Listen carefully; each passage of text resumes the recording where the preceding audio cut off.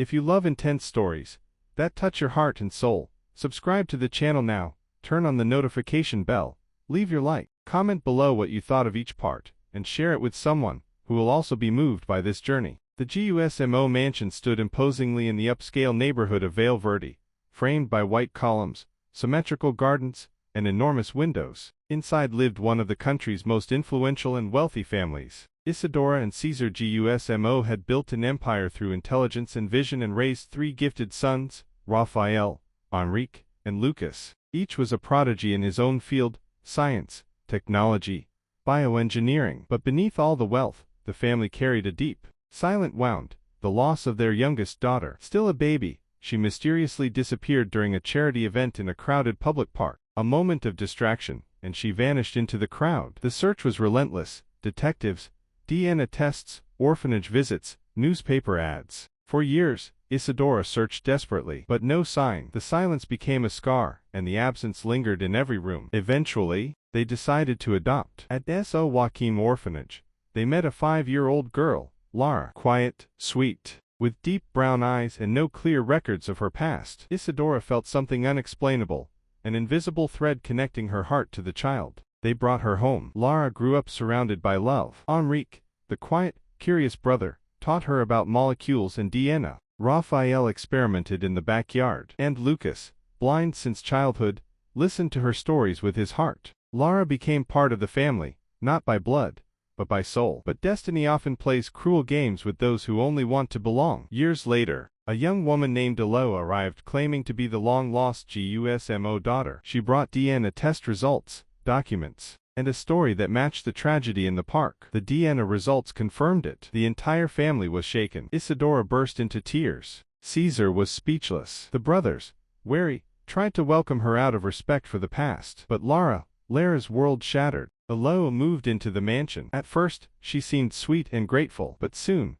strange things began happening. Lara's belongings disappeared. Cruel anonymous notes appeared. And Elo began hurting herself. Scratches, bruises, even falling down the stairs, blaming Lara. She claimed Lara was attacking her. Lara tried to defend herself, but the manipulated evidence always pointed to her. Slowly, the family turned away. Isadora couldn't look her in the eye. Caesar avoided her. Raphael and Enrique were too absorbed in their work to notice. Only Lucas, despite his blindness, felt the darkness growing. Lara retreated to the attic. There, she drew, wrote letters that were never read, and cried in silence. Yet, she still loved that family, and because of that love, she made the ultimate sacrifice. She learned that Lucas was a candidate for an experimental cornea transplant using regenerative cells. Anonymously, she volunteered to be the donor. She knew she would go blind, but didn't hesitate. She gave her eyes so that Lucas could see, and then she disappeared. The headlines screamed, "Adopted daughter of the Gusmos vanishes mysteriously." But no one knew where she went. No one,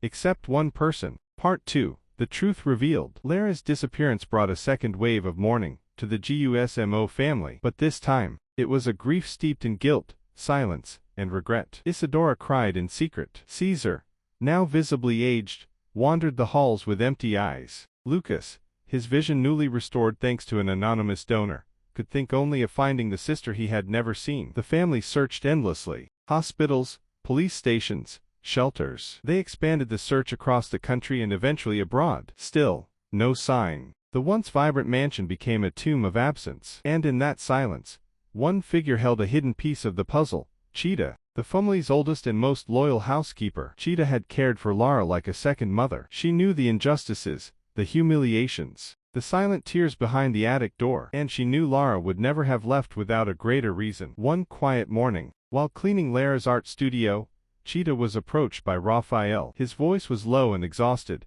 "Cheetah, do you know where she went?" She paused. Lucas entered silently, followed by Enrique. The three brothers stood there, hopeful. "Cheetah," Lucas said gently, "any clue? Anything, please?" After a long moment, she pointed toward a dusty bookshelf in the corner. Enrique examined it. A soft click. One of the shelves gave way. Behind it, a small wooden box marked with a symbol, the seal of the Gusmo Institute of Biosciences. Inside was a single envelope. "I, Lara Nascimento, hereby declare that I voluntarily participate in the Aurora project. I have no family ties. I do not request return. I give my life to science." Because I no longer have a place in the world. Lara Nascimento. Volunteer 014. Time stopped. Lara hadn't run away. She had given herself willingly. She had become the first test subject in a cryogenic experiment, developed by her own brothers. They rushed to the lab. In the cryogenics wing, they found her, suspended in a glass capsule, her body intact, hair floating in a protective liquid, peaceful, serene. On the monitor, Volunteer L. Nascimento. Code 0140. Status, incubated. Time remaining, 29 years, 9 months, 27 days. Lucas dropped to his knees, his eyes, given by her, filled with tears. It's her, he whispered. I've never seen you, and now that I can't even hold you. Raphael begged the technicians, can't we bring her back early? There must be a way. But the answer was firm, interrupting the process would kill her. Her body needs the full 30-year cycle to stabilize. Caesar pressed his hand against the glass. Isadora, trembling, whispered, my daughter, my real daughter. But fate still had one more revelation to deliver. Meanwhile, Aloha, now fully integrated into the family, began having strange health issues. Anxiety, chest pain, fainting. She was rushed to the hospital. Doctors found a rare hereditary heart condition, one that did not exist in the GUSMO family line. They ordered a new DNA test.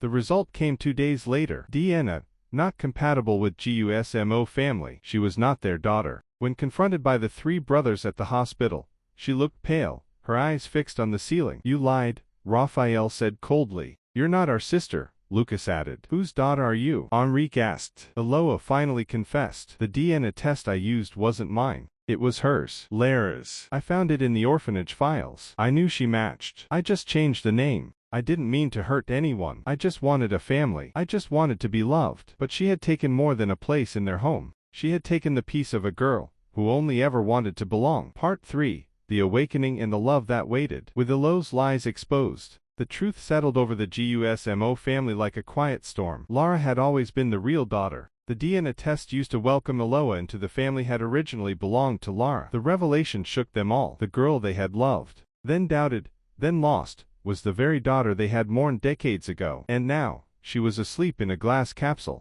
waiting for time to do its work. Isadora and Caesar made a decision. They would honor their daughter. A new wing was built inside the GUSMO Institute, the Lara Gallery. Her capsule was placed beneath a glass dome, surrounded by flowers, memories, and the quiet prayers of those who loved her. Each week, someone left something by her side. Raphael's notes and poems, Henrique's recordings, Lucas' childhood drawings. The children born during those years, Samuel, Clara, Joanna, and Davi, left letters, drawings, and toys. They had grown up knowing about the aunt who slept for love. Lucas visited daily, carrying the same drawing from childhood, for siblings holding hands beneath a smiling sun. It became his anchor, his promise. The Aurora Project became a global reference. The institute grew. Scientists from around the world came to study its methods. Lives were saved, diseases cured. But for the GUSMO brothers, none of that mattered more than one thing, Lara. And there was still another promise to fulfill.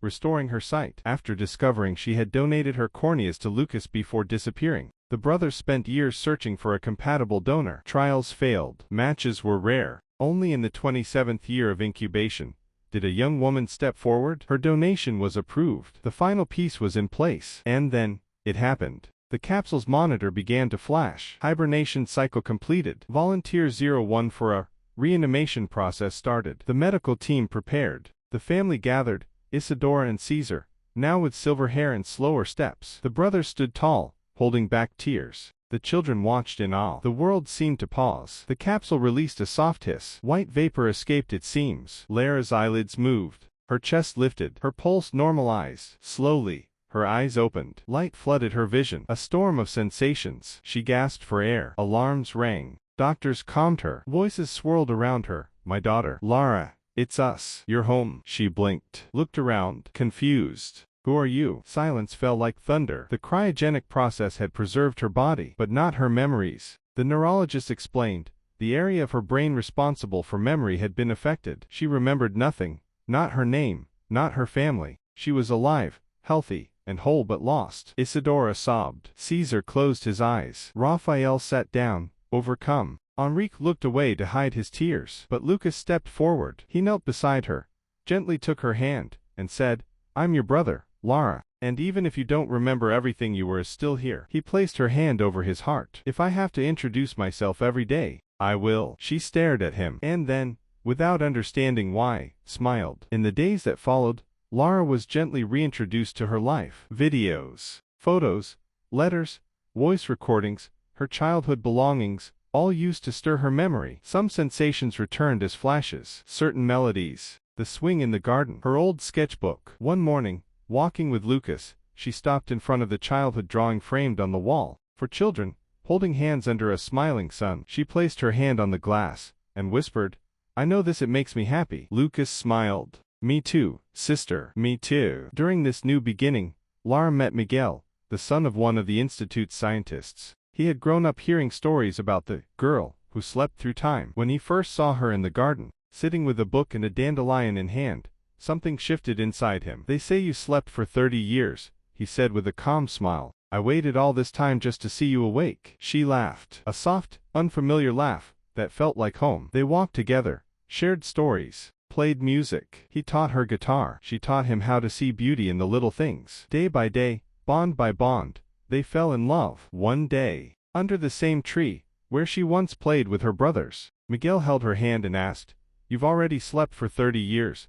Will you wake up with me every day for the rest of our lives?" She said yes. The wedding took place in the garden of the Aurora Institute. Everyone was there. Raphael and Helena with their children, Samuel and Clara, Enrique and Beatrice with Joanna, Lucas and Teresa with little Davi, Isadora and Caesar, old but radiant. Her brothers walked her down the aisle, Raphael to her left, Enrique to her right, Lucas holding the train of her dress. At the altar, in front of everyone, Lara said, "I may not remember everything I was, but today, I know exactly who I am. I am home, and my home is with you." And beneath the open sky, among applause and tears, everyone finally understood. Lara's story wasn't about the time she lost. It was about the love that waited for her.